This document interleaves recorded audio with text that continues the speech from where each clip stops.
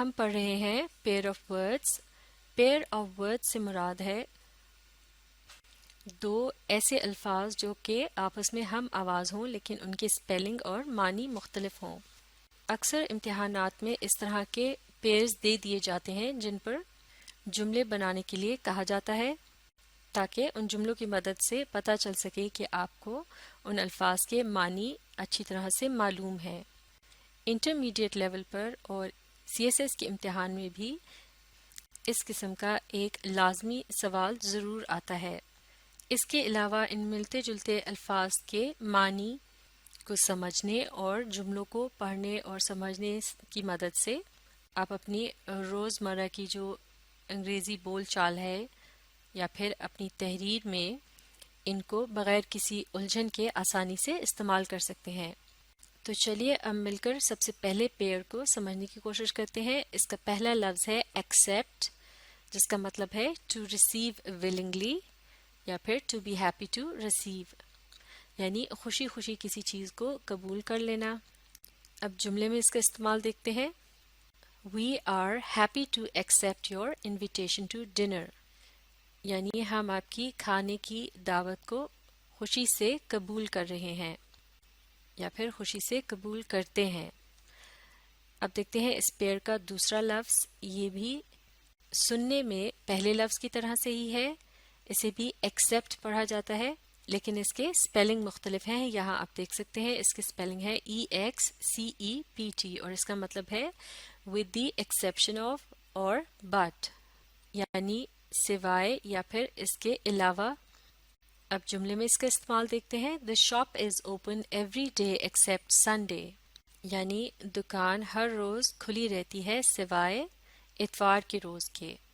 اب دیکھتے ہیں اگلا پیئر. اس کا پہلا ورڈ ہے adoptive اور اس کا مطلب ہے those who adopt، یعنی پیرنٹس آر adoptive، یعنی وہ لوگ جو کہ کسی بچے کو گود لیتے ہیں وہ adoptive ہوتے ہیں. جیسے کہ اس جملے میں دیکھ سکتے ہیں اس کا استعمال.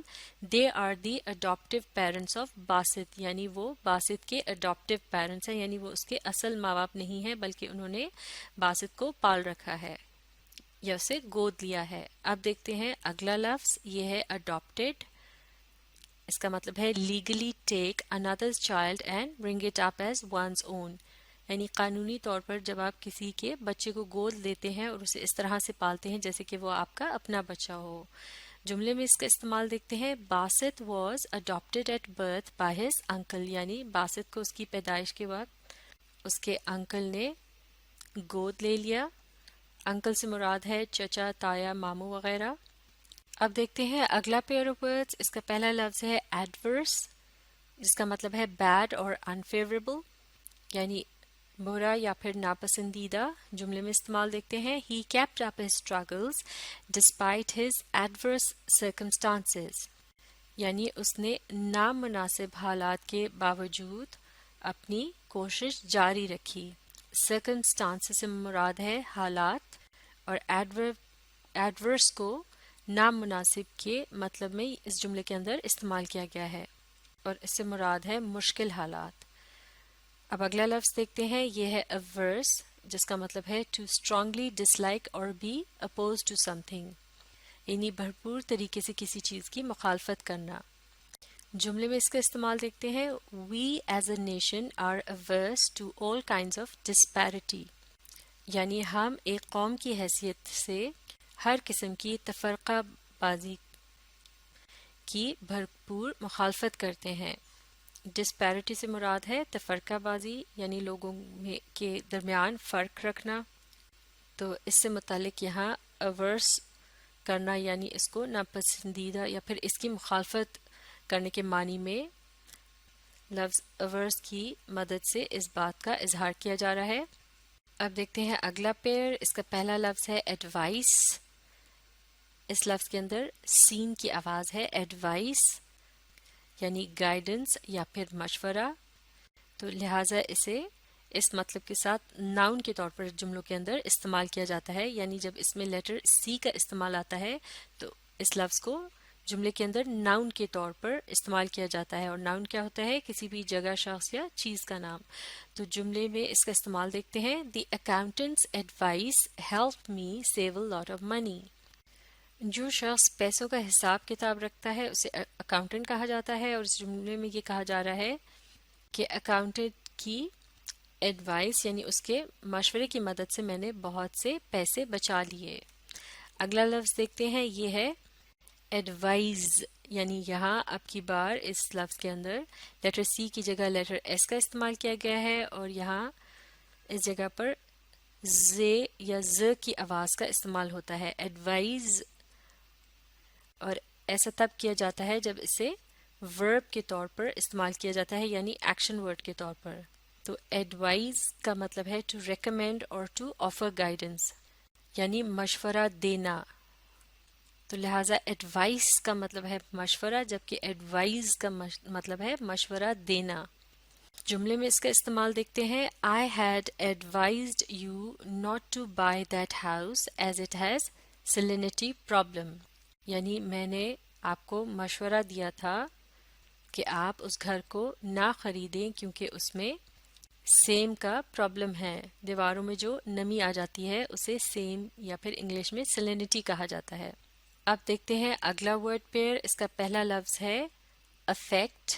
اس کا مطلب ہے، اس کا ایک مطلب تو یہ ہے to make a display of liking اور یوزنگ، یعنی کسی چیز سے متاثر ہو کر اس کی طرح سے دکھنے کی کوشش کرنا یا اس کی نقل کرنا، جیسے کہ یہاں کہا جا رہا ہے ٹو پٹ آن اے پریٹینس، یعنی کسی کی نقل کرنا، جبکہ اس کا دوسرا مطلب ہے ٹو کاز اے چینج اور ویریشن، یعنی کسی چیز میں تبدیلی لانا۔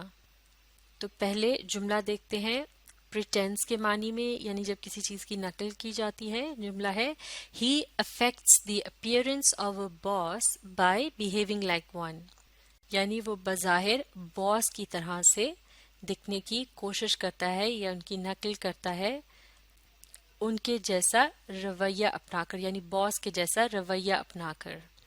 اب دوسرے معنی سے متعلق جملہ دیکھتے ہیں جس کا مطلب ہے ویریشن، یعنی تبدیلی لانا۔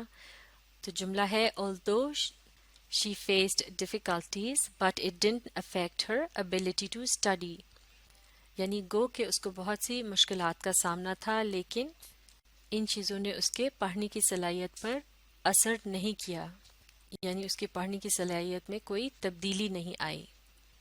اب دیکھتے ہیں اس پیئر کا اگلا لفظ، یہ ہے ایفیکٹ، اور اس کے اسپیلنگ بھی مختلف ہے۔ اس کا پہلا مطلب ہے to cause to come into being, یعنی کسی چیز کے شروع ہونے کا سبب بننا، اور اس کا دوسرا مطلب ہے این آؤٹ کم اور ریزلٹ، یعنی کسی چیز کا نتیجہ۔ تو پہلے معنی سے متعلق جملہ دیکھتے ہیں۔ جملہ اس طرح سے ہے The new prime minister effected replacement of older policies with new ones، یعنی نئے وزیر اعظم نے پرانی پالیسیوں کی جگہ نئی پالیسیوں کا اجرا کیا، یعنی انہیں شروع کیا، یعنی انہیں آپس میں تبدیل کر دیا گیا۔ اب اسے آؤٹ کم یعنی رزلٹ یا پھر نتیجے کے معنی میں اس کا استعمال دیکھتے ہیں جملے کے اندر۔ The effect of passive smoking is as harmful as active smoking۔ Passive smoking سے مراد ہے انڈائریکٹ اسموکنگ، یعنی جب کوئی سگریٹ نوشی کر رہا ہو تو اس کے ارد گرد جو لوگ بیٹھے ہوتے ہیں جو کہ اسموکنگ نہیں بھی کر رہے ہوتے، تو وہ چونکہ اس دھوئیں میں سانس لے رہے ہوتے ہیں تو اس عمل کو پیسو اسموکنگ کہا جاتا ہے، جبکہ سگریٹ نوشی کرنے والے شخص کے لیے ایکٹیو اسموکنگ کے الفاظ استعمال کیے جاتے ہیں، یعنی وہ ڈائریکٹ سگریٹ نوشی کر رہا ہوتا ہے یا پھر براہ راست اس دھوئیں کو اپنے اندر کھینچ رہا ہوتا ہے یا وہ دھواں اس کے جسم میں داخل ہو رہا ہوتا ہے۔ لہٰذا اس جملے میں یہ کہا جا رہا ہے کہ پیسو اسموکنگ جو ہے اس کے اثرات اتنے ہی نقصان دہ ہیں، ہارمفل یا نقصان دہ ہیں جتنے کہ ایکٹیو اسموکنگ کے ہوتے ہیں۔ تو یہاں لفظ ایفیکٹ جو ہے وہ اثرات کے معنی میں اسے استعمال کیا گیا ہے۔ تو یہ تھے چند اہم پیئر آف ورڈز۔ انہیں اچھی طرح سے سیکھنے کے لیے آپ اس ویڈیو کو ری پلے کیجیے اور اس کے ساتھ ساتھ پڑھنے، سمجھنے اور لکھ کر پریکٹس کرنے کی کوشش جاری رکھیے۔